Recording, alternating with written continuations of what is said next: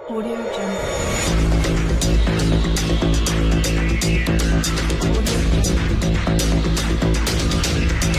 अस्सलाम वालेकुम दोस्तों, मैं हूं आपका होस्ट मोहम्मद शफीक। आप चैनल देख रहे हैं टेक्निकल शफीक टीवी। आज की वीडियो बहुत ज़्यादा इंटरेस्टिंग होने लगी है। अगर आप मेरे चैनल पे न्यू हैं प्लीज़ सब्सक्राइब कर दो, साथ लेके बेल आइकन को दबा दो ताकि मेरे हर आने वाली नई वीडियो का नोटिफिकेशन आपको जल्दी जल्दी मिल सके। तो आइए वीडियो स्टार्ट करते हैं। आज की हम बात करने वाले हैं टैक्स के बारे में कि 24% टैक्स पाकिस्तान वालों को देना पड़ेगा या नहीं देना पड़ेगा। तो बात यह है कि आप पाकिस्तानी जितने भी हैं उनको एक टैक्स का फॉर्म फिल करके देना पड़ेगा, अदरवाइज उनको टैक्स नहीं देना पड़ेगा। ठीक है, अगर आप फॉर्म फिल करके दे देंगे आपको टैक्स नहीं पड़ेगा।